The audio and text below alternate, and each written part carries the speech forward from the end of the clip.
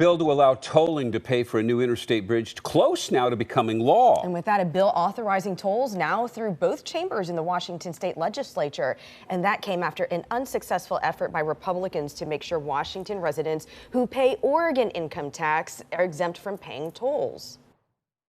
Clark County, Washington, one of the largest taxpayers to the state of Oregon.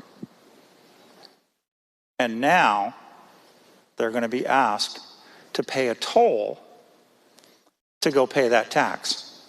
This is a very important project. It's probably the biggest in the country that's being built under the new rules where everybody has to pony up money. 6 Republicans from Southwest Washington voted against the bill, which now heads back to the Senate, but is expected to be signed by Governor Jay Inslee. Our investigator Dan Tilken now in the studio, and you got to ask the man who's leading this huge project some tough questions one-on-one, Dan. And he told me it's impossible to do this project unless you toll the people that use the bridge. So he also said the price tag now sits at roughly $6 billion, making it one of the most expensive public projects ever planned in our region. We will begin construction sometime in late 2025. For nearly 3 years, Greg Johnson has led the renewed effort to replace the 100-year-old I-5 bridge with this, an 8 or 10-lane structure that includes light rail.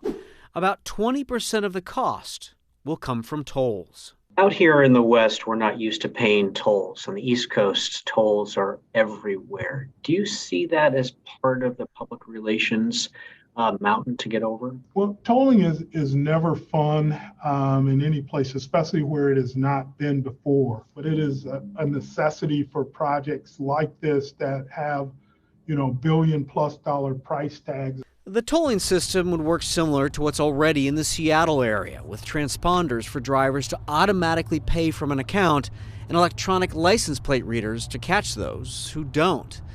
The fee would vary depending on congestion. The current estimate between $1.50 to $3.55.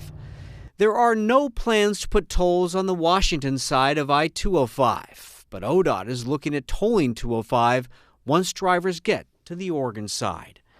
I also asked why it's not a better idea to build a third bridge instead. The answer? Engineers believe the current I-5 bridge will collapse during a major earthquake.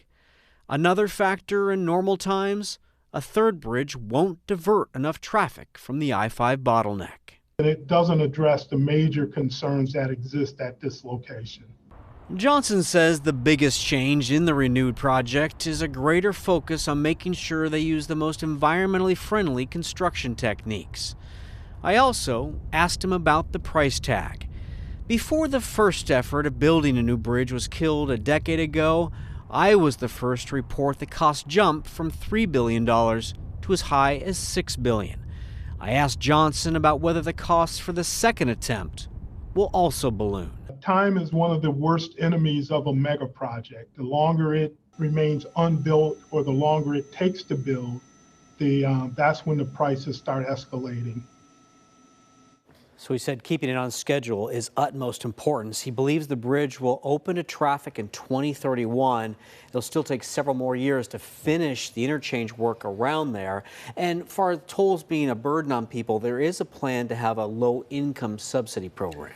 This is nothing new. The original bridge that's there now was a toll bridge. I've got one of the tokens from that. Yep, I showed that to you at my desk. And I think they stopped tolling when it was paid for, like in 1966 or something. What about the bottleneck this could create down the line, like over by the Lloyd Center, where it's only 2 lanes on I-5? Right, it gets right there at the Rose Quarter down to 2 lanes, and he said, yes, we're going to fix this bottleneck. There are a lot of other projects that need to be worked on as well. Yeah, Dan, thanks.